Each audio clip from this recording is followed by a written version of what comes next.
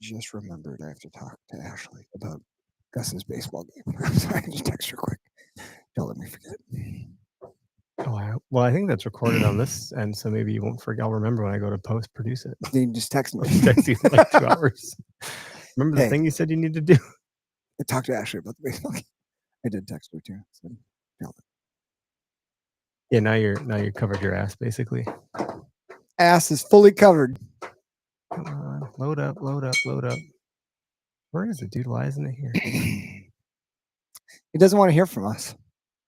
Sometimes it like doesn't catch, or I don't know. Oh, I did not. What is this? What is? I didn't do that. Is it there? What the shit? What? Look at everything else went great. I mean, someone's watching right now. We are live right now, but for some reason, you're not live. It's saying usually YouTube's like you're not live. It says it is. You don't look live. Do you have YouTube on your phone? Yeah. All right, so you just got the see update the screen today. I don't know what the. Just welcome to Tech Gurus. Your home there for it is. Problem solving. It's just laggy.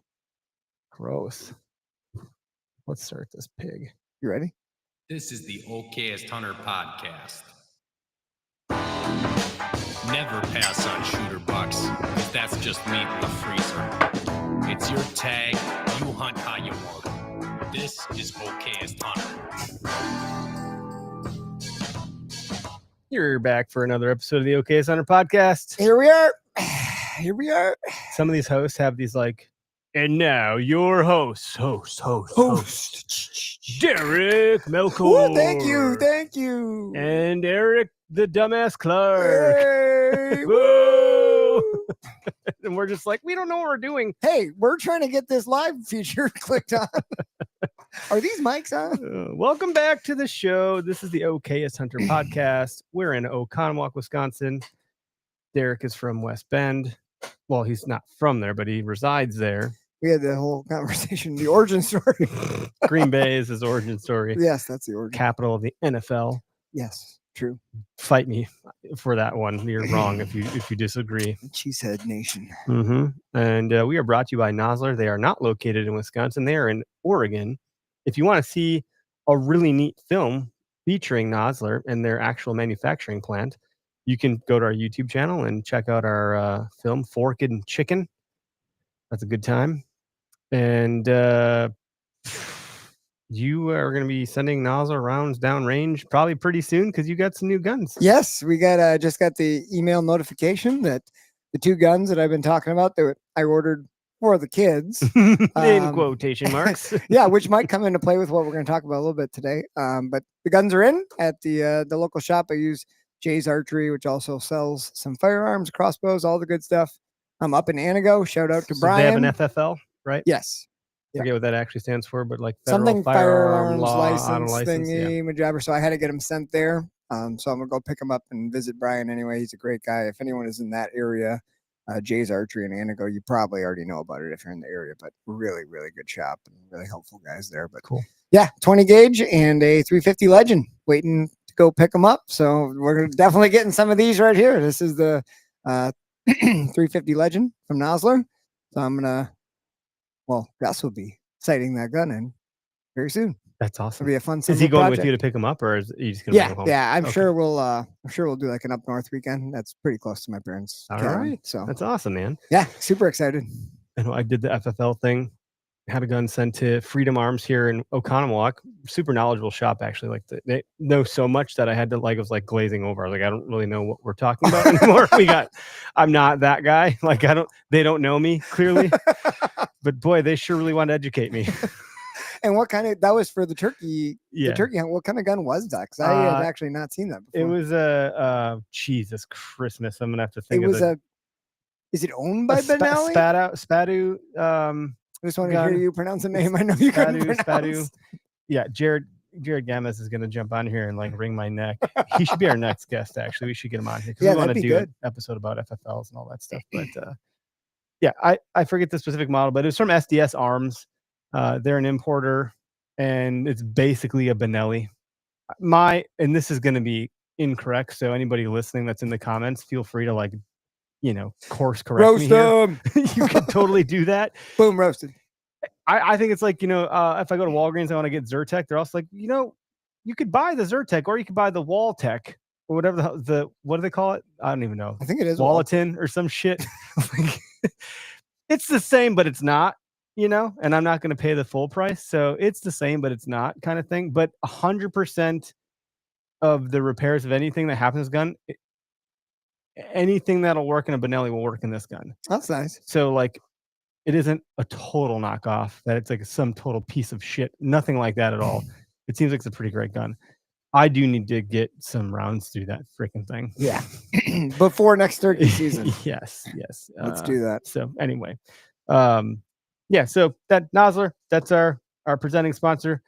Please go check them out, Nosler.com. If you've never heard of Nosler, I just want to mention the Oregon thing because maybe you haven't, or maybe you think they're out of your price range. Well, with our discount code of OHP, you're going to save 20%. So that's on their trophy grade, their Whitetail Country, their Varmageddon. They have lots of ammunition. They don't have shotgun stuff, but you'll save money there. So, the clip in the video, the Fork and Chicken one, is short. He can condense, and obviously we had a big hunt that he there's wanted a lot of to stuff you showcase. couldn't film. But yeah, and it was truly eye opening. Like going in, me, like I'm high strung, and when I'm on a hunting trip, I want to spend every second hunting, and we're like, we're gonna go to the Nosler. And I'm like, oh yay! Like, can't wait to not be in the woods after traveling out here and taking my only days off. But going in and doing the tour in the facility was freaking awesome. Yeah, like I had no idea how ammunition was made, but seeing their process and seeing how freaking picky they are, anal and retentive, and like they have people just picking out like the most tiny imperfections. Like it became really apparent how they became the leader in the industry for what they do. Yeah, like it was really. So cool then to when see. you did rack around, you're like, I know what went into you. Yeah, I felt a little bit more confident. And those trophy grade, I really like those trophy grade All right, shells. that's good to hear. Yeah, terminal impact is like a term that I've heard a lot, which is interesting because like the word terminal reminds me of that show Terminalist. Speaking of my wife telling me about binging shows, Terminalist. Is that one amazing? I binged it like a year or two ago. I don't watch shows, I binge them. Like I will crush 2 seasons in a night. Because I can't not know what's going to happen. It's not healthy. I don't recommend it. I've not heard of that one. Eric, why are you so tired? Well, I binge watch something. I didn't go to bed. 4 in the finishing the last episode now. Yeah, you could also binge watch the OKS Hunter Show. Season 4 will be coming out in September. We also got Foam. I'm just getting some of this house cleaning stuff out of the way in the front end here. But Foam Fest is live. I don't remember if I announced that last week or not because I don't remember when it got punched live.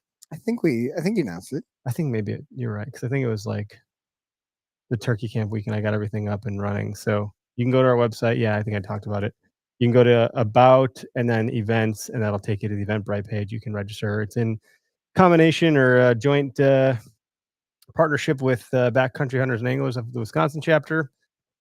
And I'm going to just trip over everything I say today after having a whole weekend off. I'm like not ready for this. I didn't know it was Tuesday. I totally like had a blip. It felt like a Monday. I saw a meme for that today. It was like 2 AI robots on a soccer field.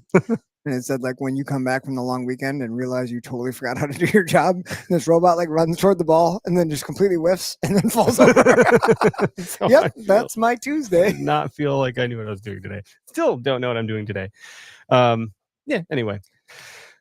All of our partners, Rack Hub, Latitude, everybody you see on the screen here, Quick Trip and Gerber Gear are all just great friends of the show. We enjoy them a lot and we talk with them on a regular basis. So, I would say, please, a lot of these guys have supported us for a number of years actually too. So use the discount code OHP, save yourself some money. We're going to get into deer stuff today. Deers. I'm over turkeys. I'm over shotguns. I'm over ticks and mosquitoes, even though that's part of early season. I mostly avoid it. I wanted to, Greg's not here. We don't have a guest.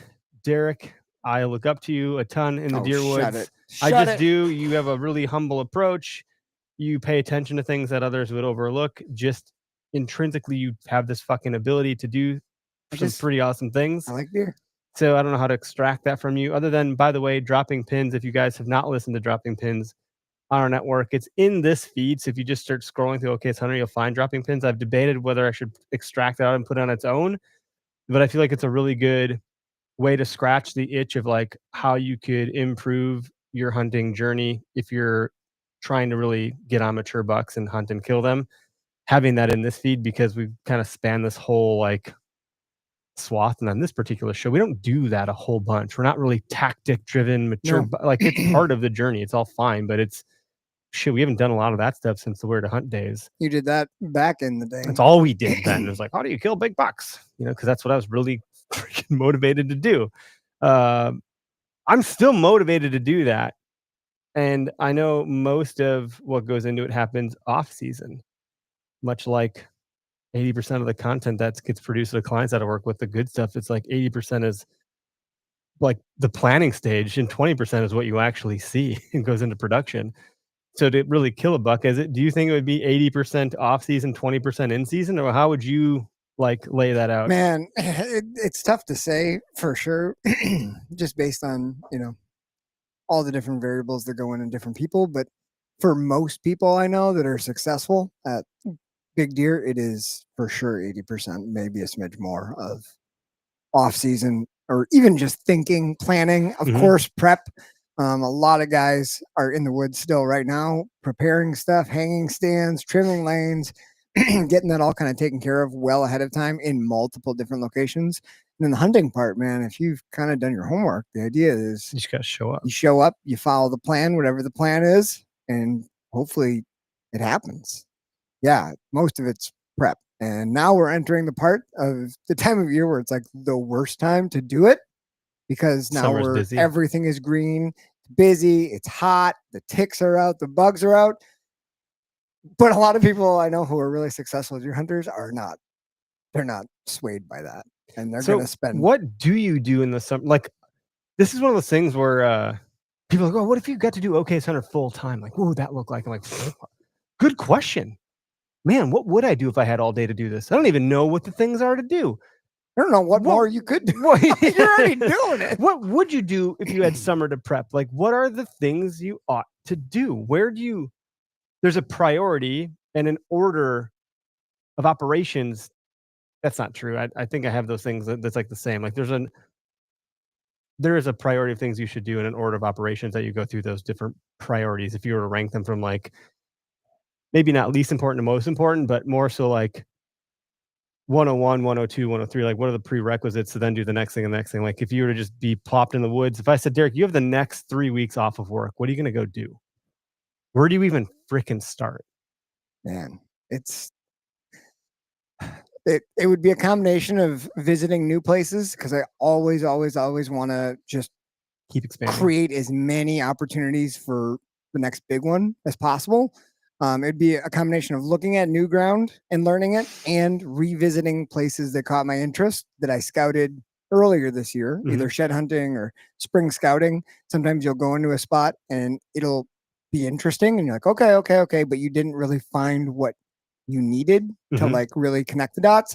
So it'd be a combination of going back in and trying to like get the final puzzle pieces and scout, and learning as many new places as possible. And even in the summer, that is possible. It's way harder to learn new spots in the summer, but it's definitely doable. What are you looking for then? Like, because sign is so covered up and masked and different. Like, and what they're doing in summer is not any hot sign in summer doesn't really like translate to fall sign. So are you looking for historical rubs, or what are you trying to find? Points on a map and go, I don't know what you're doing. This is what I mean. Like, I don't know what I would do. I'd be like, I'm lost in the fall.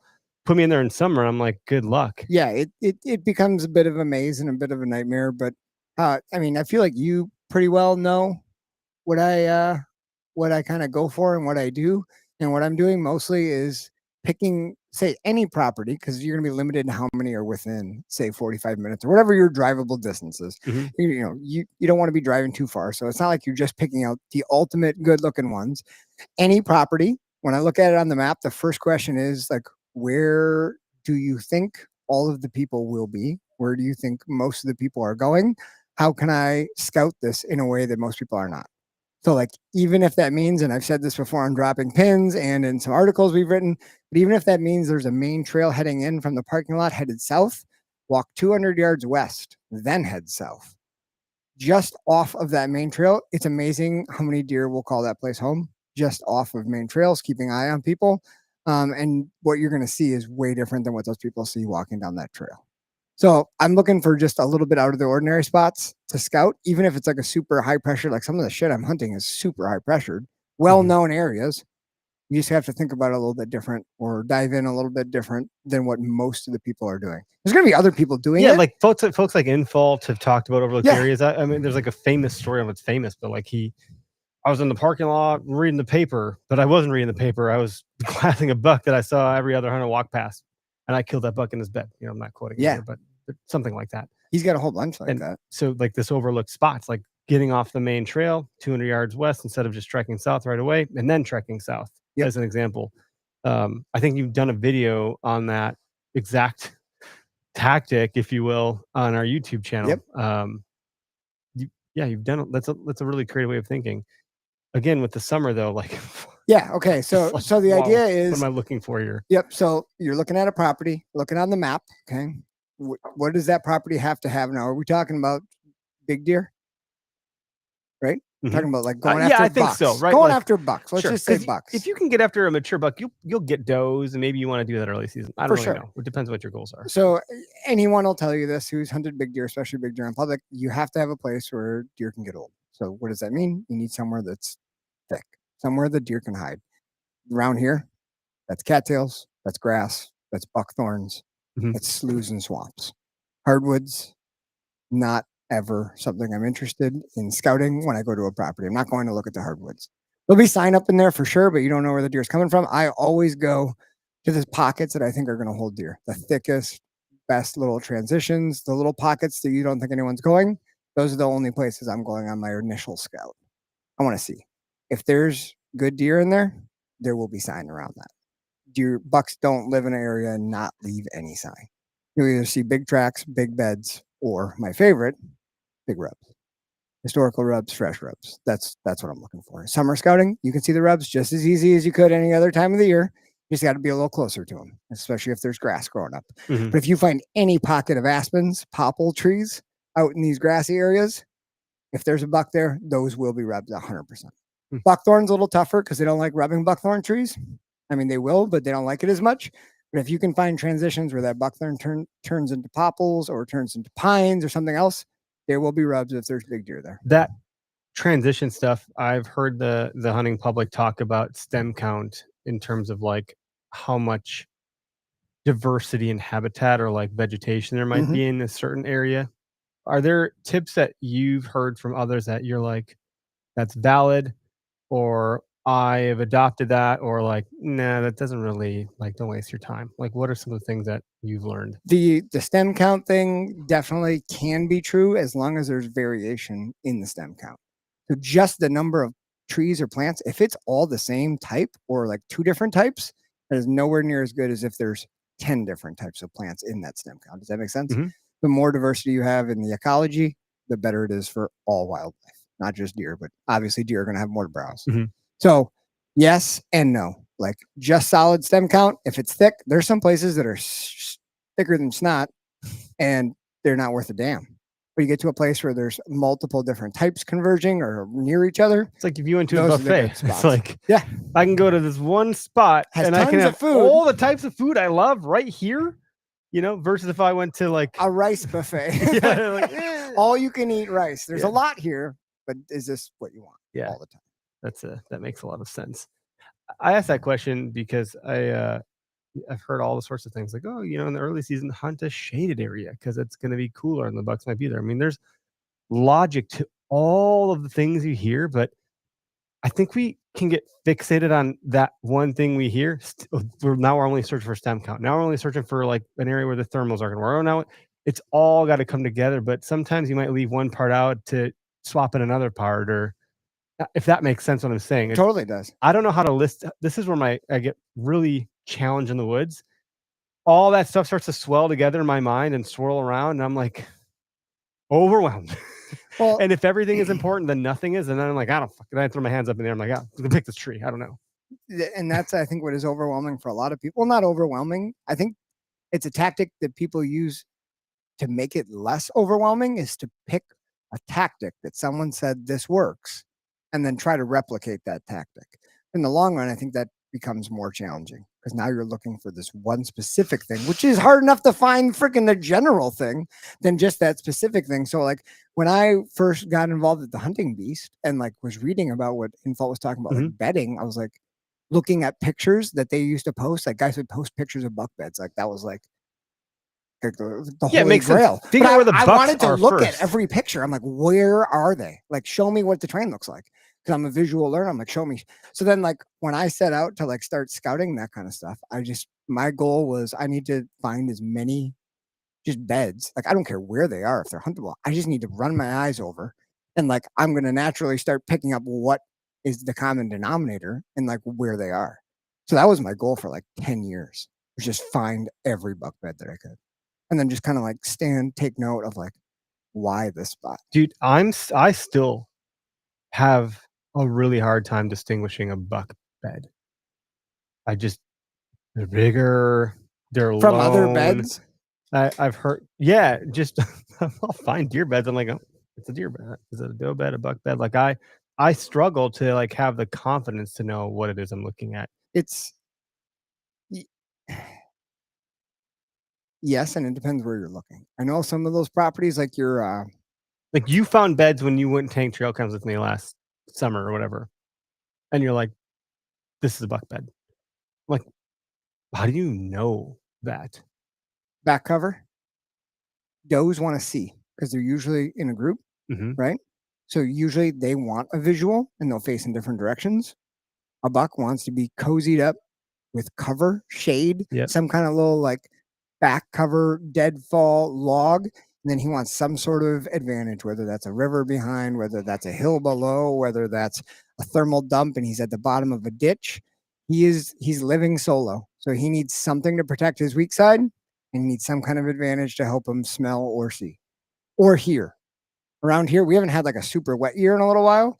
But man, when I was up in Peshtigo, the harbor area, which is like right off Lake Michigan, super wet area, and those bucks almost always wanted to be surrounded by water. So like tree stumps. Yeah. I mean, you can be totally, doesn't matter what the wind's doing, doesn't matter what you can see. They can freaking pass out, sleep, and actually rest. And you cannot get there quietly. Nothing. No coyotes sneaking up in the water. Like ultimate spot. They love the freaking water. Find a hump out in the water, and that's buck bed rubs all over. So that's the other thing. So you talk like rubs are nearby, so there is sign that you can see. I've come across like these. I don't even know what they're called, but like when you have that like little hump that you'd mentioned, like in a swamp or something, like the Tamarack swamp, where it's like this raised area, and there's almost always some weird gangly tree with some shaggy bark. Oftentimes it looks like there's a bed there, and I'm like, is that just what this is, or is that actually a bed? Like, because if it were a bed, I feel like that would be a buck bed. Probably. And that's where I'm like, is it or is it not? Like, what do I know? And I know I'm not the only one that lacks this confidence, which is why I'm asking the questions, because those are the things that I'm not like picking up as easily or as confidently. And there'll be a lot of subtle signs too. So you'll like get to a location. It could be a bed or it might be a bed. And it kind of makes sense. Okay, there is like a backdrop here. You can always like get down, check the bed for hair. If it's got hair, even if it hasn't been used in a couple months, there'll probably still be hair in it, matted down, and look at the age of the vegetation that's growing in the bed compared to next to the bed. A lot of times you'll see where stuff has just been stunted, even if it's just a couple inches, where maybe that deer was using it in winter, early spring, everything started growing, the deer was still using it, now it's vacated, so you're out there in summer, everything's freaking green and huge, but all the grass that's growing up there is 3 inches shorter than the grass around. Well, yeah, that was a bed. It just hasn't been laid in all summer. So those can be really tricky. The ones that are being used in late spring, late winter, early spring, when the deer start shedding, you're gonna find piles and piles of hair. It's gonna look like a carpet in the bed, right? Now, does that mean Much like my dog bed? You know? Does that mean he's gonna be there in the fall? No, but you'll be able to tell by the surrounding sign. If you see rubs, I mean, you can get really good at aging them. He was using this early season. He was using this in November. He was using this when, based on how old the rubs look and what kind of trees. I would even say is dependent on what season. You're finding willows and tamaracks that are all rubbed up. I would almost guarantee you that's like October or before. Like two more Bigger hardwood trees, pine tree, and this is not always true, but like these bigger, like more aggressive rubs, almost always some sort of visual communication, signposting, flexing a bit in front of the other deer later in the rut. Not always. Yeah.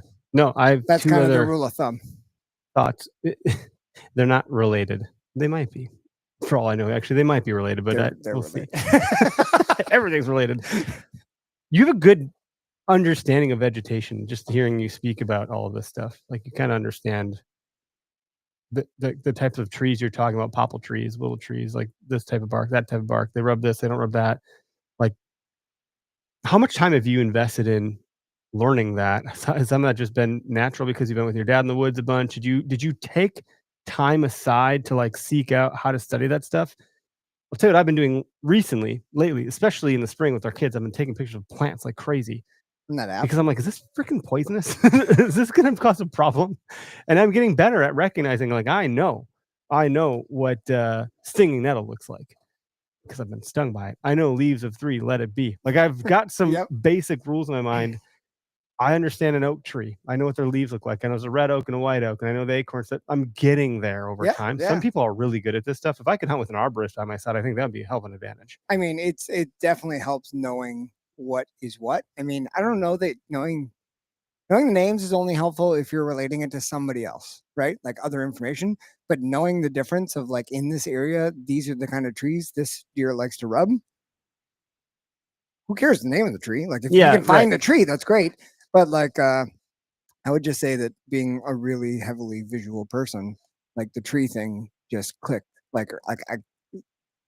Where some people are like, well, it's just a freaking tree. I'm like, well, no, like, look at that. Look at that. Yeah, just look at the way it is. And it was just really important. And we have way different trees down here than we do up in Nicolet, and like everywhere you go, it's a little bit of a different story. But I would say, if you don't know your trees, the difference between a pin oak or a bur oak and a white oak and a red oak, you should probably do some brushing up on that.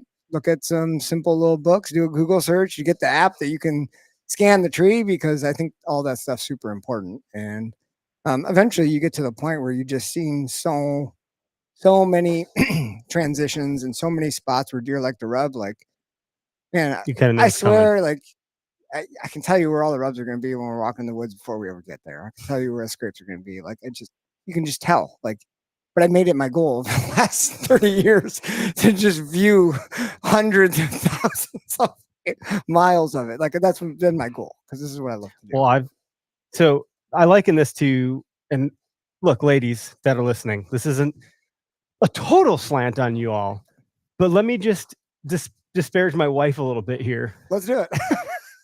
I'll be driving somewhere. You know exactly what I'm about to say already. I guarantee it, fellas. You're driving somewhere and you know exactly. You need to go somewhere once and you got it locked in. You never need instructions or directions or GPS ever again. If I go somewhere once, I know how to get there. It's done. It's locked in. My wife has no concept of no landmarks, nothing. How do we get here? Where are we? What? We've done this trip 1,000 times. How do you not know that barn is right here? Like, they just know that they've arrived. There's no. I feel like that is me in the fucking deer woods.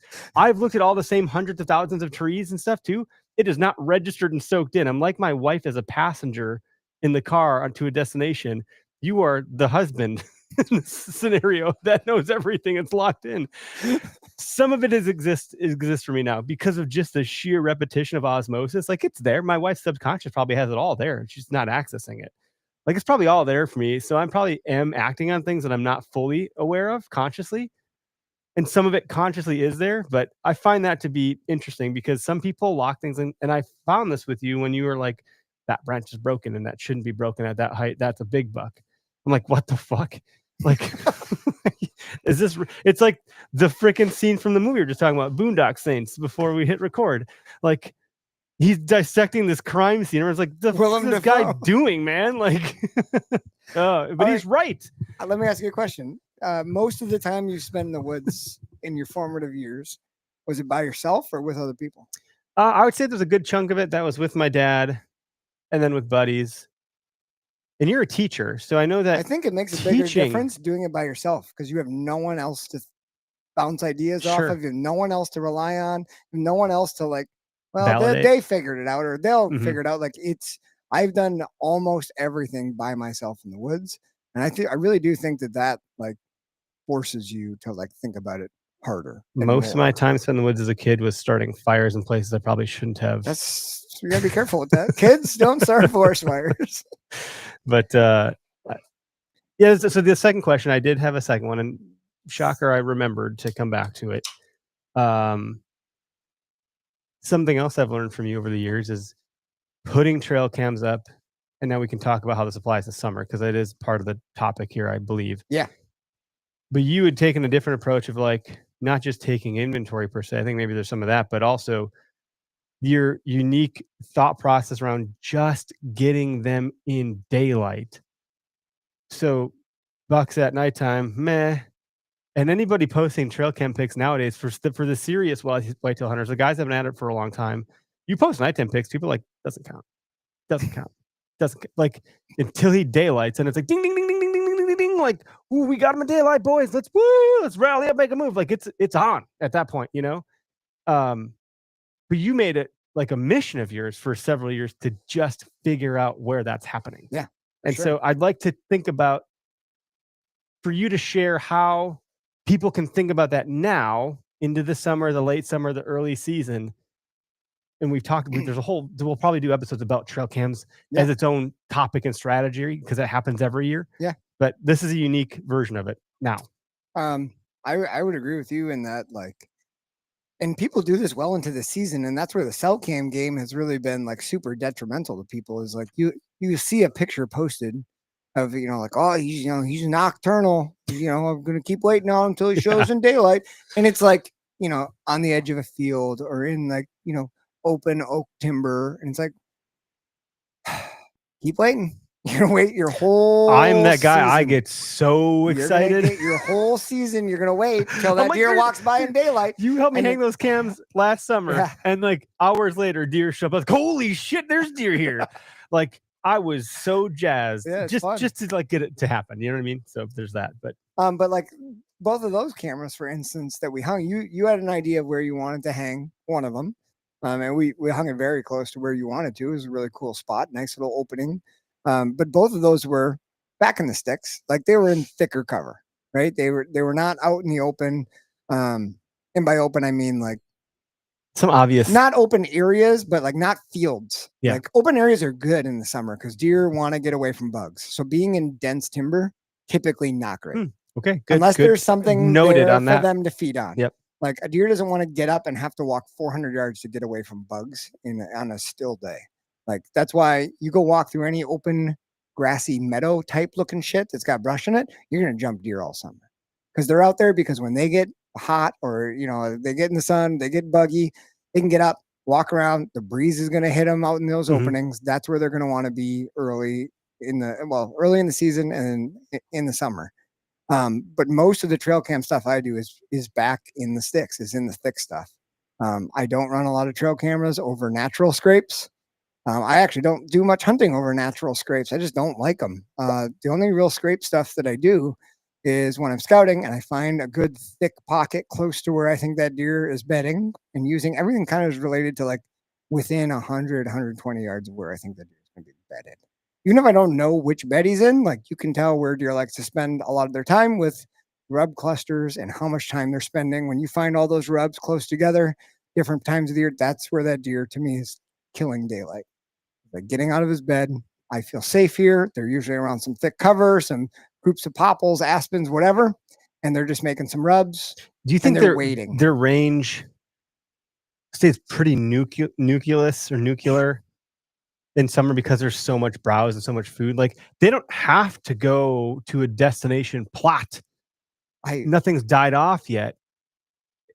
So when you say they're killing time, I think that looks really different early season than as sure. the season progresses, For sure. because now they're traveling. Probably like some hormones are starting to hit. They want to like start to like mark the territory, get some signposts up.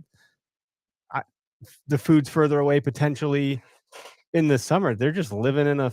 They're like us being lazy binge watching. Like the potato chips are on my armrest, so next to me in the couch. I'm not getting up unless I gotta go piss. It's the difference between having all of your snacks on the table in front of you in the living room versus having them in the fridge in the kitchen. Right? Like if you don't have to move when it's 80, 90 degrees, you won't. Mhm. And that's what they do. And one thing that I found, you had mentioned before, like the what have you found not to be true kind of Mhm. thing. The thing that I have personally found not to be true at all is that like the deer shift into their fall pattern, like their fall range in the thick stuff, but in the summer they're like bedded right by a crop field. Now, don't get me wrong. I've seen them. They're bedded there- in the crop field There sometimes. are deer. They're like in the food. There are big bucks that are laying right next to the crop field, but I have my cameras soaking it all summer. Well, not all summer because I start hanging them in July, August. Yeah. That are in the same thick, nasty crap 3 miles from a field, and they live there all summer because they're doing what you just said. They're getting to that field maybe every once in a while, every couple days. Yeah. But there's so much browse. If you have that variety, the diversity of habitat, they don't need that until like that legume is in its prime, right? Then they're gonna go eat it, right? When the beans are like, oh, there's some good solid buds on those soybeans, I'm gonna go eat those. Mhm. But otherwise, that deer has 30 different things it can eat within 50 yards of its bed. And I get pictures of those deer all summer. Bachelor How many groups cams are all the you time. hanging typically? I Because you've think- got a lot of properties. a lot of properties, and that's always the trick: is do I spread them out or do I like throw a whole bunch into an area where I think there's a good deer? I think I probably have like 20 cameras, 24 cameras, something like that. It's a lot to keep track of. There's a there's a Stoic passage. I think it was Epictetus that said something about, and I could be wrong. I mix them up all the time because I just listen to the Daily Stoic, and every day is a different freaking philosopher. So they're all blurred together in my mind. But they said something about like, if you're gonna read, don't read for quantity, read for quality. So like, don't read 100. Like, oh, my goal is read 100 books this year. Well, like that means you're probably gonna read some books that you aren't gonna like, or you might not really want to get through. And like now you won't, like me. I'm reading a lot of quantity. I'm not remembering what the fuck I read, versus just reading like 3 good books for the year, or rereading another book, which I do a lot of that, mainly because I'm stupid. I need to hear something 10 times for it to really It soak helps. in. It really does help. So then to your point about like, I think you're hedging your bets, which is smart, because hunting pressured land down here, I think up north is probably pressured too. Down here, it's really pressured. And so you need to have a lot of places to canvas to like slip in and go, or if you bust something up or you get your spot burnt out or someone else takes it, If there's another truck in the parking lot, there's that. oh, that plan maybe goes But- down the chute. At what point do you think you are like mastering a property? Do you have any properties where you're like, I know that property better than the back of my hand? Or is there always still something to get out of? Like a good book, you read it the third time, you're like, oh my God, I never read that part before, or I never resonated that way, or how did I miss that? So the property that I put a lot of time into learning thus far, I've learned a lot. I mean, I've been on a lot of properties since I moved down here, but the one that I've really, because I'm like, hey, do you see this one yet? I'll usually ask you first what you think of it. the one that I spent the most time on, I would say, yeah, for sure, is big, and it's got the stuff that can hold a lot of big deer, and figuring that one out has been tough. I've had As a whole, it's probably really hard. Yeah. But there's probably areas you can yeah, zoom you know, into. you break it down into little micro terrains and whatnot. But what I've noticed is every year it's changed. Nothing has changed about the habitat. There's no burns. There's no clear cuts. None of that. The deer There's are using it but- differently. The buck bedding has shifted. Sometimes just 80 yards. But that's enough that if you're on Totally. any hunt before November where you're counting on them moving in daylight, 80 yards is everything. 80 yards is everything, right? That's the difference of you not even knowing the deer was there. Mhm. You think he was there, you never see the deer. Oh, he wasn't there. That spot sucks. When really he was just 30 yards away in the brush. You never know. But they have changed every single year, for sure. So I've got a couple spots where I know I can get their pictures. I know that they use these spots. One spot in particular, I promise you this August, I'm going to have bachelor groups of bucks walking through this one little slough, and then they split in different directions to go to different bedding areas. But I promise you, I will have them on there. This is what they do. They come down, they play the thermals along this bottom edge, so everything's falling to them. And then they hit this patch, and they either go to the bedding to the north or bedding to the west. And this is what they do. I almost killed one. Well, I shouldn't say that. I was very close to one opening day 2 years ago. I had that trail cam intel. I figured if I took this really long, nasty way in and I set up on the ground that the bucks coming in on this trail, if they were heading to the west, which was going to give them the wind, so they would turn into, it was a west wind, I can set up and kill this deer. Well, I saw a couple does that morning. But I checked the trail camera 2 weeks after I hunted it because I didn't want to go mess that spot up. So I just backed out the way I came. But when I checked that trail camera opening morning, one of the huge 8-pointers I was hunting was walking in on that trail. I have a picture of him stopped and looking exactly where I was setting up before light, just like 15 minutes before light. I was probably kicking dirt and making my little like ground setup. And then he freaking boogied right back on the trail. So I got 3 pictures of him coming in, stopping and looking, and then taking off. So right trail, but he wasn't going to come by in daylight. But that's a spot that I've got figured out. You got to figure out how to hunt it where they have the advantages. And it's dynamic enough where it'll change.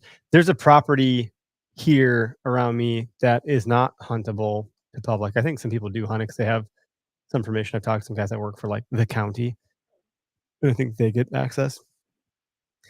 But I'll use it as a way for me to just get a bit of my deer fix. Yeah. Like I'll glass Go it. walk I'll drive past all 4 corners of it. I'll post up for a while. Like I'll bring the kids. It's fun. But it's a freaking large chunk. And sometimes the whole herd is over here. Sometimes the whole herd is over there. I don't understand the rhyme or reason as to why they're not always here or always there. But the whole herd is always together somewhere, typically on this damn property. And I'm like, how human-like are these creatures? They're like, meh, that's just not where we are today. For reasons that like probably don't actually add up. And to reference the turkey hunting, when I talked about they're on their own timeline and they don't have any concept other than like the sun coming up, the sun going down, the sun feeling hot, their bellies grumbling or not grumbling or something spooking them. They're just doing what they do and letting it take them wherever it takes them. Like they're just in a raft on the ocean, and wherever the current and the waves are going to bring them, that's where they're going to end up. They might have a paddle where they can make some like choices, and they will, but by and large, it just seems like these creatures are of habit. And if you can find that habit, great. But that doesn't mean they'll always follow that habit. No. I think the term patterning deer is ridiculous.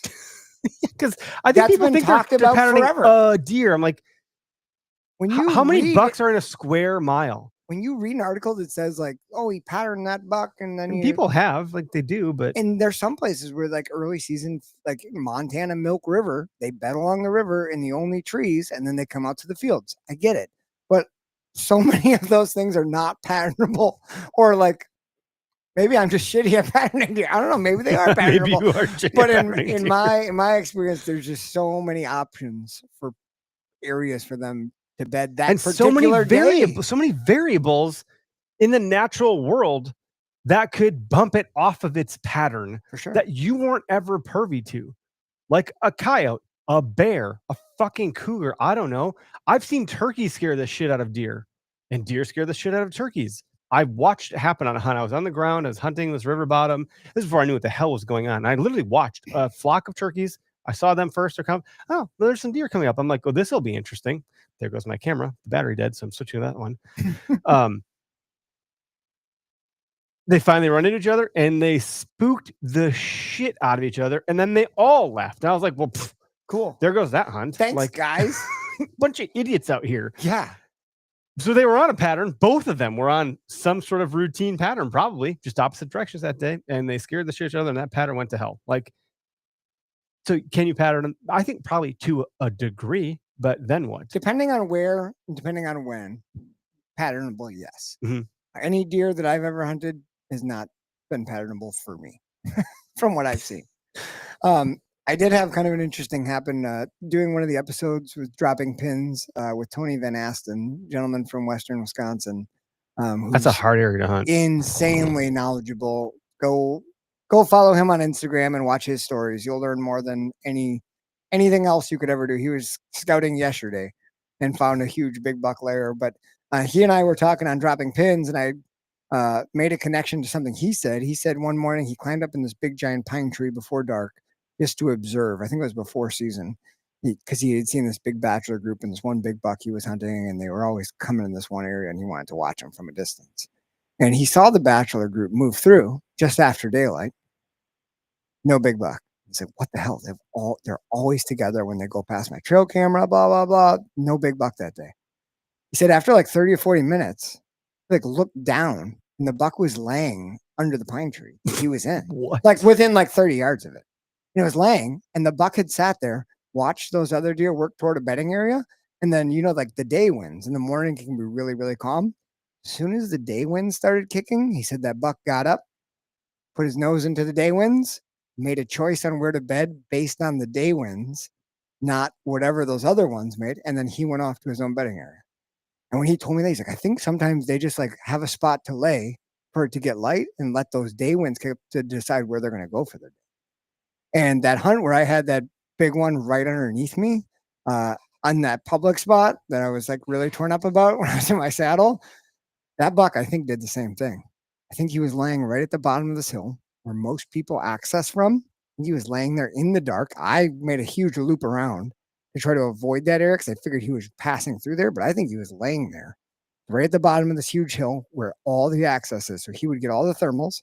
And then about an hour after daylight is when he got up and worked his way right past me into the bedding area that he was going to go. I think he was doing the same thing.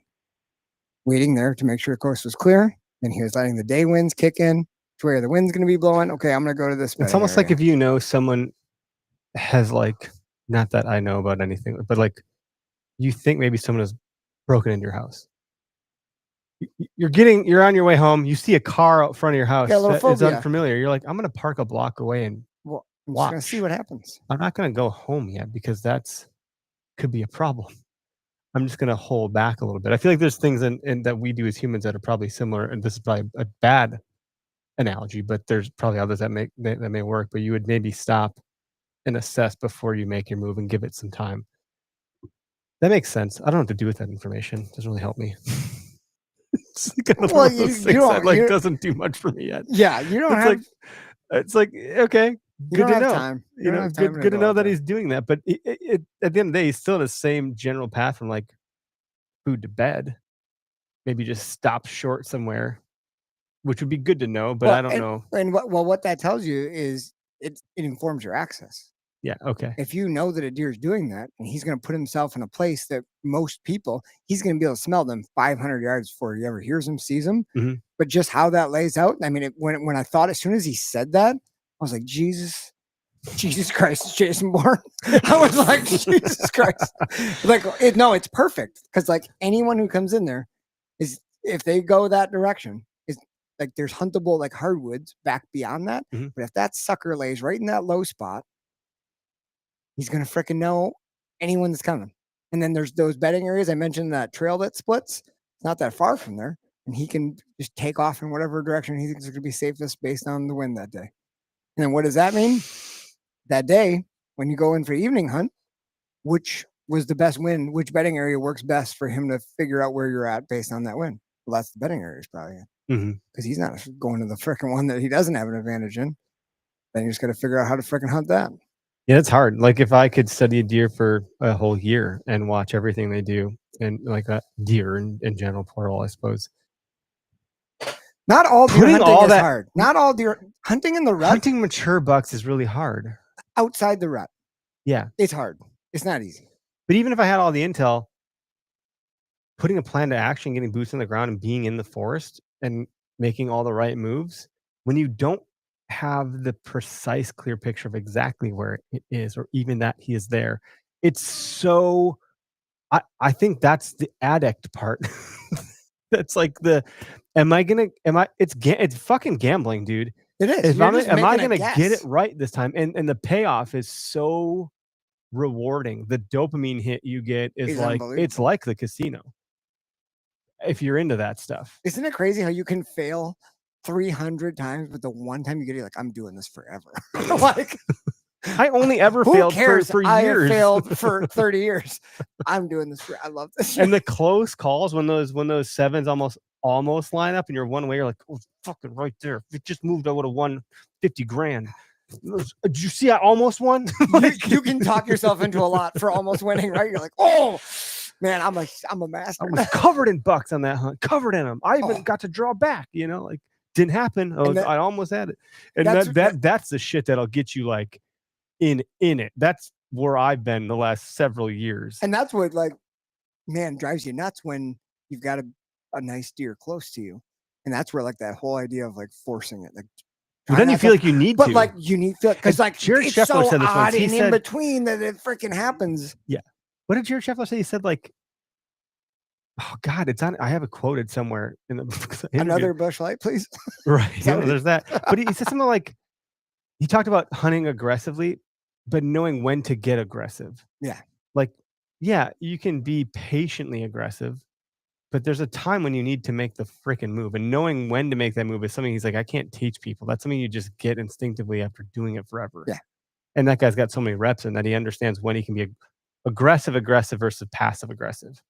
That makes sense. Or If something you've like watched that. his videos, that makes perfect sense. Yeah. It's like for you, there's probably a time when forcing it could be aggressive. You could be like, no, I know what move I need to make. I need to rally around real quick and I can get him. I can get it done. And there's sometimes you just The got to big watch one- them slip away. The big one that I ground stalked, my biggest buck, That was aggressive. that was aggressive. Because you wouldn't have got him if you didn't No. go make the move. I I mean, think- maybe he would have happenstance his way over towards you, but there's no way to know. And I would have passive aggressively been like, I'm here.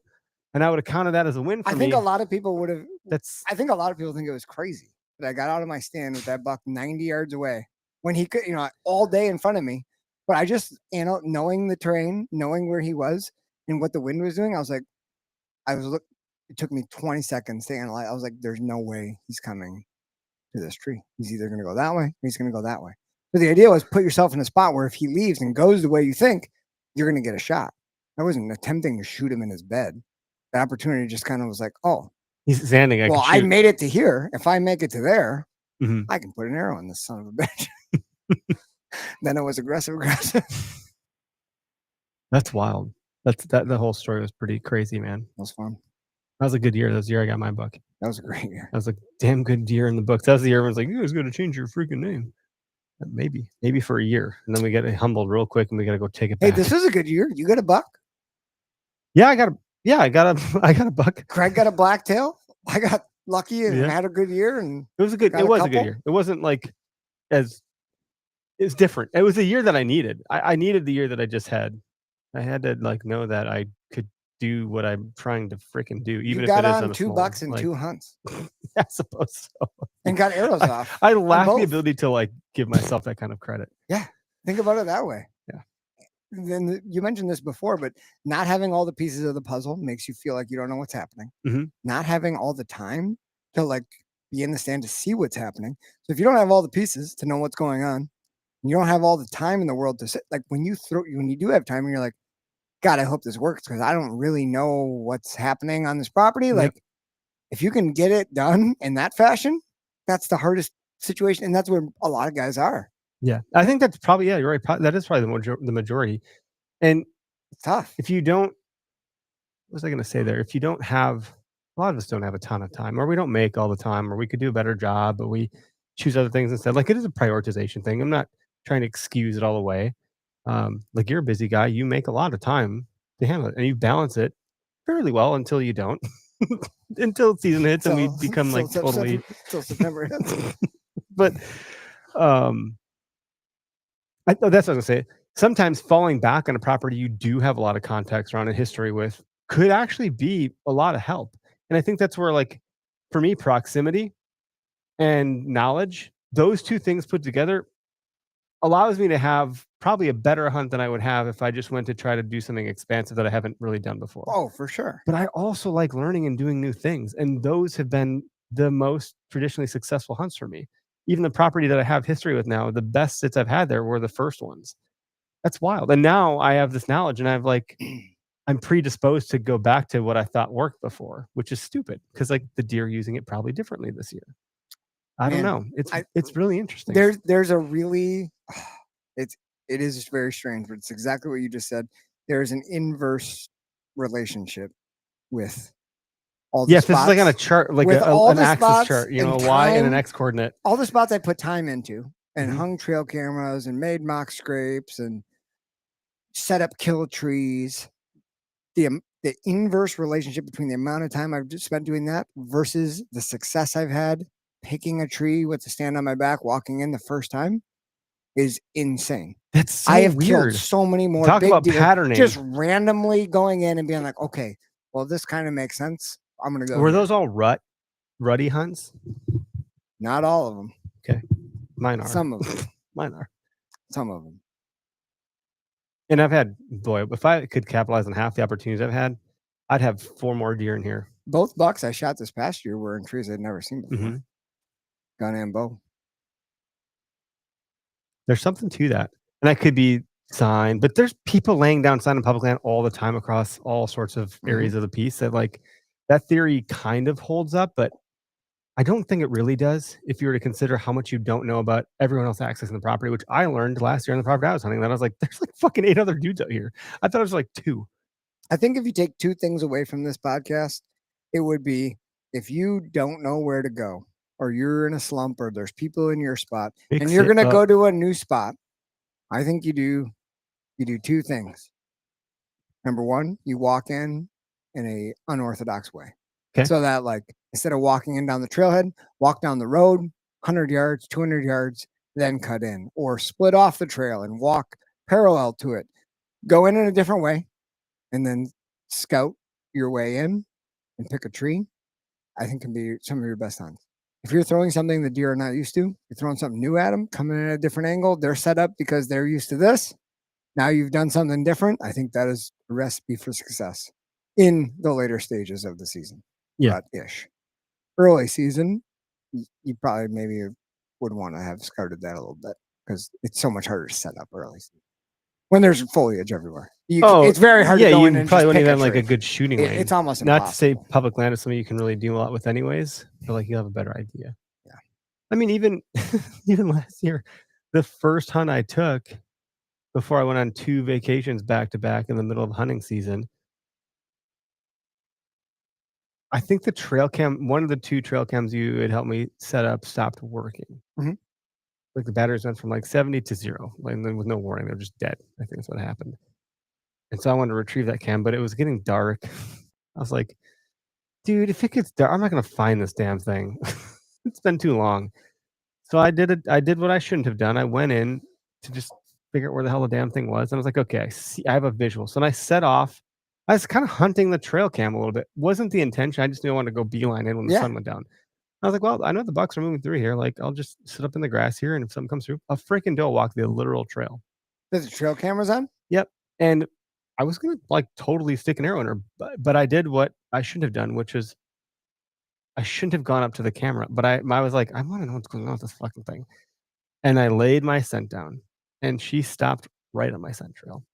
It wasn't the wind, it was where I had stepped. And it told me that, like, okay, and that happened with the buck that I took a shot at last year and hit and couldn't recover. He stopped on my scent trail, which put him a little bit more on alert than I was.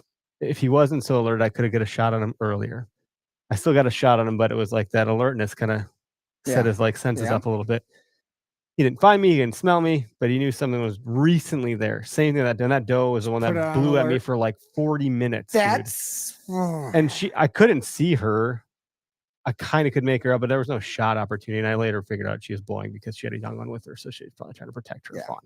So probably decent that I didn't shoot her because like my wife would have been like, "You shot a mom," and whatever. But shit works, man. Sometimes that reminds me of a story, and I don't want to get too convoluted because it's not my story, so it's hearsay. But my buddy Adam, who we've talked about many times, who's gotten into hunting like 8 or 9 years ago, he did something a couple of years back, shot his oldest buck with the bow in a spot that he and I both knew pretty well. We had walked in and scouted it together. He had actually found an apple tree that I didn't know was there. And I hunted it for a year. And then I was like, dude, I'm moving. Like, you should take over this spot. It's a good spot. And he went in, scouted it. We scouted it together. He found this apple tree, hung a trail camera early season. And he was getting a couple nice pictures. And then season opened. And he went in there and like on his lunch break, or no, it was like a Saturday, but he went in there midday. He wasn't sure where he was going to hunt that night. So we had all this hunting shit. He had a couple different properties and he was thinking about, he's like, I'm going to go grab that trail camera, see if they're using the apple tree. And I get a phone call at like noon. He's like, dude, I don't know what to do. I was like, what's going on? He's like, I'm at that property. Explained it. And he's like, I found this apple tree. I hung a trail camera. And I made sure when I walked in that I didn't walk in on the trail, that like if something was good on it, I could hunt it because that's what I always told him. And he's like, but the deer is circling. He's not going down the main trail. He's circling downwind and coming into the apple tree. And he was here like last night at 4:00. He's like, and I'm like, well, hunt him. He's like, problem is I walked over the trail because I didn't think he was using this one. And like, if It's nice in his head he about goes, it. if I hunt my normal spot, I wouldn't be able to shoot him before he hit my scent. He's like, what do I do? And I was like, you know what to do. And he was like, I need to go back and get my stand and set it up where I can shoot this spot where I just walked. And I was like, 100% you do. So he did that. He went right back to his car, back out, got his shit. There's like no good trees there. They're all dead ash. So he sets up in this dead ash like 35 yards away because the furthest away he could get where he still felt comfortable, where the buck wouldn't see him. That buck got up at 4:00 and for an hour rubbed little willows and tamaracks and ripped them and shredded them. And he had to watch that. It was like 50 yards. Which is so cool. Just tearing it apart. And then the buck came in. He freaking shot it. He hit it far back because he was holding his bow back. He was worried about the deer seeing him. So he held his bow back for like a long time. Was shaking, shot it far back, thought it was maybe liver or guts. So we left it overnight. Our buddy Dave and I drove up first thing in the morning, helped him trail it. Got a blood tracking dog. The deer only ended up going like 110 yards, but we found it. It's like 5.5-year-old buck. Oh my God, 5.5. And he got it because he had that right mindset of like, shit, I just walked. What do I do? Oh, I can't let him hit the scent. This pattern will be done. Everything will be done. So he made the freaking right call. That was like his 4th year in bow hunting. Yeah. And the kid freaking did it. Huge 8-pointer. I have heard that so many times. I heard it from you, but I'm such I don't know if stubborn's the right way, but like I remember my parents tell me like I have to learn things the hard way. I think that's most people. Yeah. But I had to learn it for myself, even though I knew it to be true from other people that I trust and like respect. I was like, yeah, you're giving the deer too much freaking credit. And Are then they I really? did it, They're and I not was like, one little step. I don't think so. I was like, okay, that's kind of true. I really want to get it done without them being on alert. Okay, I got it. But then it fucks with you too, because you're like, that's what happened with the hunt where I shot the deer last year, didn't recover him, the one that was alerted. I was intending on hunting a little further in, and then I got to where I want to go, and there's another stand. And that's not to say that that's a problem. Maybe another hunter would have come to but that it stand. absolutely. Then I had messes to with like your head. trail back, and I was like, And you oh, never want to do I that, already right? had done that. Like, but there's nowhere else to set up. I was like, I had already a thought of like, ooh, I could set up here, but I was like the bear that wanted to see the next mountain. That's always what I want to do. I just want to like Yeah. go a little bit deeper, a little bit further, a little bit deeper. Greg Tubbs has like scolded me for that. I'm like, yeah, but I don't want to go a little bit further. I want to set up right here. Because if I keep going and I change my mind, now I'm fucking stuck. And if it's not good or better, then what? Now I have to go back. Now I'm just laid down scent everywhere. I don't know. These are the things that like fuck with you as a deer hunter. I'm swearing a lot. I'm sorry for the kids in the cars. I'm a thorough believer in 20 yards at a time. Like Dom from Fast and Furious lives his life quarter mile at a time. I'm living 20 yards at a time. And what I mean by that is when you get to the area that you're interested in, or you're seeing sign, if you're just scouting your way, when you start seeing it's good, but you still have that itch of like, well, shit, if this looks good, what's it look like up there? And there's still terrain. You had better have, this is almost like calling for turkeys is the same thing. You don't call for a turkey to like locate them if you don't have a place to sit down. Right. Sit your ass down and shoot. Like don't call unless there's a tree nearby somewhere you can set up. Because if that Tom hammers 50 yards away and you're standing there with your freaking ding dong in your hands, like you're screwed. Mhm. So like you don't call unless you have a place you can It's set like, up. "Ooh, I want to see if It's the that same tree is the thing. one. Like 20 if yards. you want to go further, you had better spot a tree that That like you think that it could could work. Mhm. If worst comes to worst, I could still shoot back to here, and if it looks still good, you can pick another one. 20 yards. Man, I had If some you can't trees- make it work, oh. then maybe think twice about going a little bit further. Or if you're comfortable setting you know up the on the ground. you know the property that Greg hunts that Yep. you have to access it. Well, you don't have to, but you can access from the farm, but it's also accessible from public. But it's a whole like different ball game. And there's egg on both sides. It's a long horizontal property, and on both ends there's egg and egg. So I'm like, these deer are either coming to this field or going to that field. So like Greg, when he says go deeper, I'm like, go deeper. That's like I'm either just getting closer to another beginning. Like It's just probably true. I'm like, bro, if I just set up here, the chance of them, I'm just gonna bet that they're gonna come this way tonight. And if they do, I got them. If they don't, I won't even see them. But if I go deeper, then I'm gonna like kick them up because they're probably bedding in the middle of this damn horizontal freaking property. And he's like, oh, you should have gone deeper. I'm like, bitch, please. Deeper is relative here. Because if I start on the other end, you'd say the same damn thing. And Yeah. It's the same difference. Yeah. It's a horse apiece here. Like I totally will stand and die on this hill and defend myself against him with this one. Maybe he's right. Did- He knows the property well, Okay, but here's- also like I was like, I don't know, man. Here's another thing though. The further you get, the deeper you go, the 20-yard thing, like pick a tree, but also you better be walking different. Because if you're in a spot you think is good, like remember, my whole goal is like 80 yards from where that deer's bedded. So if you're getting close, you're making noise, you would better be going 2 or 3 steps and then looking for the next tree for 30 seconds. Because if you slow your gait down, they won't be able to tell necessarily that it's a deer or a person walking. But if you freaking walk your ass in there, they're gonna be able to tell. And then they're either gonna blow or they just won't get up. Right? They might have heard something that was like, I don't know what that was, but I Ting. think I'll just stay here 10 extra minutes. That's no freaking sweat off their back. Then you're like, oh, that spot sucked. Really? Deer's just laying there right where you wanted them the whole time, but you made too much noise. So as you get further in, yeah, be looking for the tree, but you'd also better be walking way quieter too. Like you need to slow your ass down. If you are in the assumption that you are walking close or near to a bedding area, which in that case, Absolutely anything is bedding are. in there. Oh, it's a jungle in The there. whole fucking property I is a thought bedding I area. was gonna get lost. I was like, not even an aerial search is gonna find my ass in this stuff. It's disgusting in there. I actually don't know if I ever want to hunt the property again. with him. But slowing you down does 2 things, right? Obviously, it masks your noise, helps you sound like a deer, and it's going to allow you to see those little things you were talking about before, like, oh, that branch is broken up here. Like, Sure. it's going to allow you to pick up things like while you're waiting. So I should just get high and then go to the woods because that's the only way to slow my. You're going to get on down. that level. Yeah. Like, whoa. A lot of people Go are real reading slow. whitetails. There was a big demand for that. Just let me tell you here real quick about my perception of time. It's like I don't have any concept of time when that's going on. I really feel like, I've been hunting for a long time, spending a lot of time in the woods. Not a lot of things that I've done over the years have changed that much. Mhm. But the one thing that's made the biggest difference is being quiet when you get close and thinking about how you're getting in there, slowing down. I've always been like get on stand, like, let's go, and get in there, and then like quiet once you're there. Mhm. Getting in quiet and taking that extra time has been so hard for me because like the anticipation is so high that I usually just wanted to bust in there. But really going slow and like freaking stalking to your stand has by far been the biggest factor That's good to hear. of That's good to hear. changing success. Because like I've also really had think deer that- come up on me like, well, I'm still getting set up, and I'm like, what? How is this possible? I've been making so much noise. Like, how have you not? That's happened to me several times.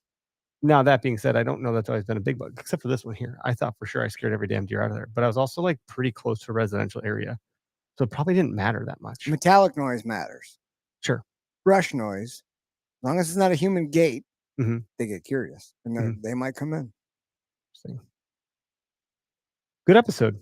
So summer deer prep starts now. God damn it! Now I'm all fired up. I'm going scouting tomorrow. Summer deer prep starts now. If you don't know what to do, this is a good episode to listen to, share with your buddies or whatever. I don't know. Maybe we'll write an article about it too. But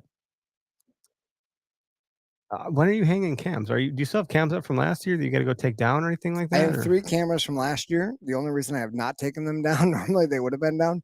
They're up north.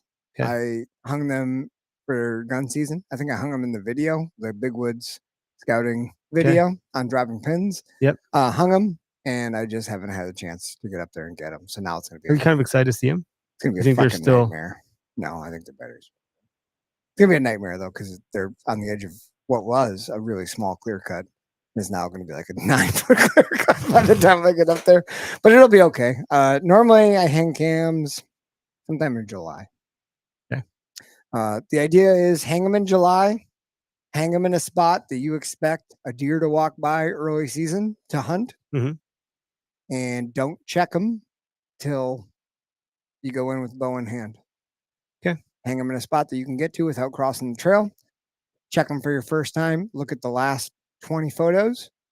A big buck's walking by, you hunt right there. If not, you move to the next camera. I dig it, dude. That's my philosophy. It's good stuff. And you're a killer. So like, I don't know, you have a good sense of how to hunt.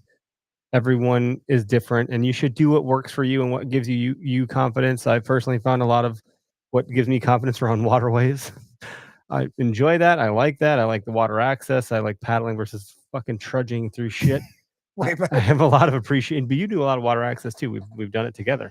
We've canoed into a Well, property. that was mostly that was bullshit. that Actually, was mostly that land was- access. you sold me a false bill of goods. I Like, just wanted to give you the "Hey, we're gonna canoes. canoe into this area, Eric, but first we gotta like carry the canoe a mile through some shit." I'm like, what's happening now? Just wanted to test your metal. See what you made.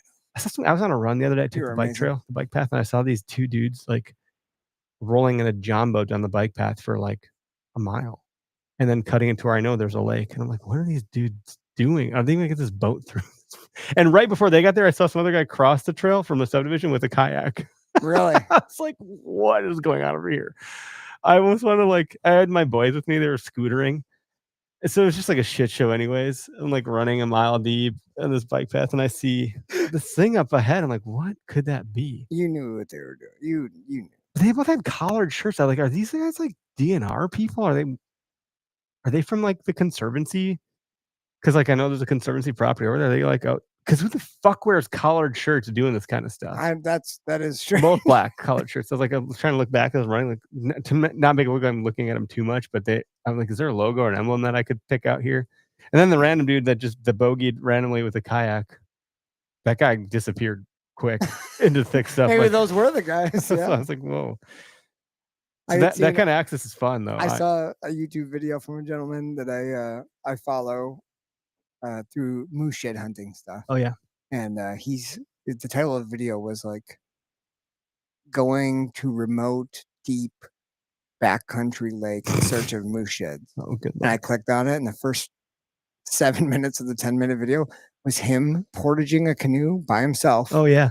through the fucking woods, not a trail, through the woods, just trying to go through the Dude. woods like a time lapse, like 3 miles to a lake. Was it one of those Kevlar canoes? Yeah, it was a Those Winona. are pretty dope. It was. I mean, it's light, but still, like Still. he's getting. And I was like, "What?" And I would do that. I was like, "I would do that for Yeah, moose same. sheds." I have a problem. I Like do. we'll wrap it up here, but we were at a cabin over the weekend, which was just a delight. Honestly, it was so great. And there was a deer. While we're fishing, this deer is just this doe, just eating all the leaves on the trees. She's just hanging out across the river from us, just mowing. That's Her- cool. There's a doe, there's a fawn somewhere on the property. We didn't find it, but the owners did, and they sent us a video. Like, there's a fawn on the riverbank somewhere if you want to look. Just laying there. With baby raccoons, there's awesome. owls on the property. Like, it was really fun. But And your we, kids got to see it all. oh, dude, it was great. And so we paddled to. I wanted to get to like the lake. It was a hike. On a map, it doesn't look far. In real life, it was way too far. I was in a rowboat, which, dude, those things are a pain in the ass. They're just a pain in the ass. And I'm like facing backwards, going the direction that I need to be going down a river. My wife's in a canoe with my daughter, which is its own funny thing. 'cause my daughter's like, "You're not doing it right, Mom." I'm like, oh my God, this 7-year-old girl's like telling her what's up. This is hilarious. You're like, "I hope we make it back as a family." And at some point, Holly's like, we got to go back upstream, right? Like, we have kids. You do this all the time. You take it too far. And I'm like, no, we got to get to the lake. Like, I'm dead set. Like, we're going to the fucking lake. And if we get to the point that I'm after, which we didn't, because that point was into the lake a big lake. And I was like, fuck, we're not going to make it there. These kids are already done. I got to save some energy to get back with them. If I do this, then we're going to lose it. How strong was the And- river? It wasn't too bad. Not It wasn't too bad. But doable. I wanted to catch some fish in the freaking lake for the kids. And in my mind, I'm like, we don't get this lake, we're not going to catch fish. And like the whole trip's shit because like the kids didn't catch fish. The river's like, there's huge pike. We saw a pike take down a muskrat or a bird or something. It was intense. In the river? Dude, it was wild. My wife's like, that's the most savage thing in nature I've ever witnessed in my entire life, firsthand. It was cool. So like, there's big fish in these waters. I was like, this is gonna be great. I didn't catch shit on my spinner. Like I was throwing a MEPS. I've never not caught something on my MEPS, especially in a river. Nothing. But the whole point of the story is like, I probably took it a little too far. we get all the way back, and Shout it's out like to Holly. it was a drag. It ended up being everyone's favorite part of the whole trip. It's memorable. I love pushing the limits like that. I can't help it. So like had the canoe on the back and like, oh god, I love that shit. I don't know that I'm going that hard. When you're like, oh, are you sure you're gonna keep up with me? I've had people tell me that my whole fucking life. Like, yeah, I can keep up. I can do this shit all day. Yeah, you I can. love it, man. I love that part of it so much. And if there's one thing you want your kids to take away from it, it's like that sense of adventure and like don't be afraid To push it a to little bit push. and let's go. To be Let's go. uncomfortable. Like, Be uncomfortable. Yep. That's okay. That's where the fun happens. That's where the memories and happen. uncomfortability takes a whole new meaning when you got two kids. Both my boys are leaning on the same damn side of the canoe to grab like lily pads. Or I'm like, gosh, Do I just let it quit flip? fucking leaning because like I can't. I'm shifting down, and you know how hard is the paddle, and the whole boat's doing this. I'm like, can you just sit in the middle? Get in the middle. And like I'll tell them, they'll snap to, and then they slowly couldn't even help themselves. Back off they go. I'm like, son of a bitch, get to the middle. How many times did I tell you? Sorry, Dad. Now I'm one of those dads, right? Like I'm bitching at these kids. I don't know how my dad did it, but we used to go on this little backwater channel that my dad found up north Mhm. and in the Nicolay. You put it on this lake, a little bitty lake. You paddle across the lake. We take the canoe. It was me, my dad, and my mom. All of our fishing gear, life jackets, blah blah blah. You have to portage like 300 yards.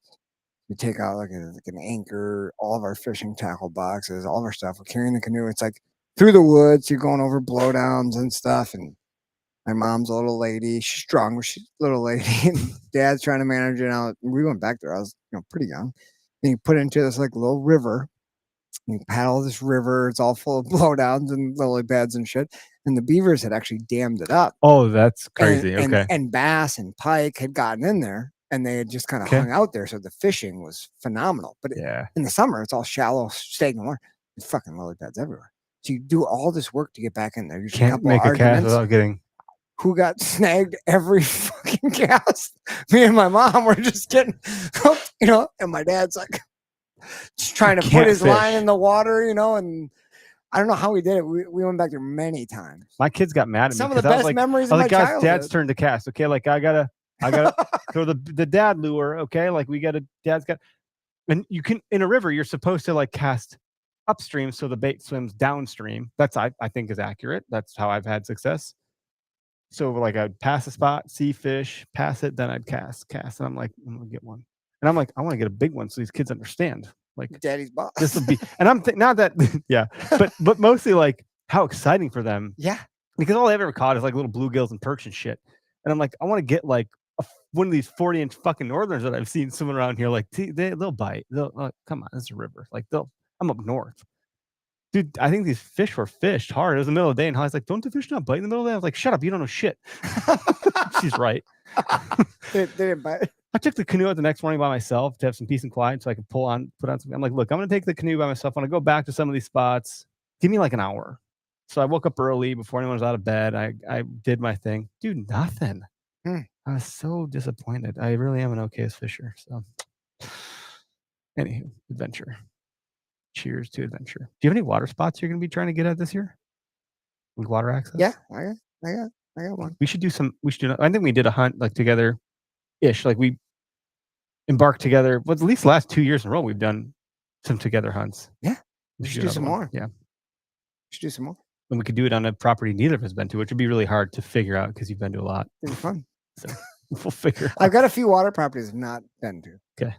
My solo canoe, man, I love that thing. Except I don't know how well it could handle a big buck Let's or a find out. large doe because We the can deer I always got was float it pretty in small. the back. Just I think I tie it. need to get the new. I think I left the paddle somewhere because it's got the Do you know kayak paddle. where it is? Oh, I thought you meant the paddle drive one. No, that's at Greg's house. Yeah, don't leave that somewhere because that's like but that very one, expensive. that one can only work in certain waters. Yeah, that's not as ideal as the solo. The solo canoes. But I pretty use it sweet. with a paddle, and that I think you did once too. Maybe it doesn't. It's not as great as when you're doing the double. the double. Yeah. because it functions like a kayak. So I was The struggling. double is way better. Yeah. Way Yeah. better. I was losing a lot of ground between paddle strokes, even with my bent shaft paddle.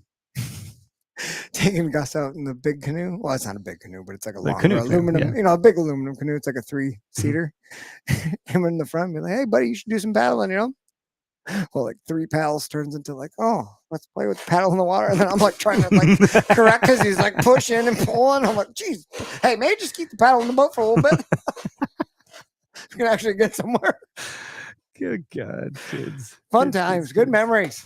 Good Woo. memories. Yeah, I love it. All right, folks. Thanks for tuning in. Hopefully you enjoy the show. If you do, I don't know that we get a bunch of reviews or ratings, but like it'd be good to hear from you guys. Let us know what you think of the show collectively as a whole. I think if you want to leave your deposit on Apple Podcasts or Spotify or YouTube, let us know how we're doing, what you want to hear.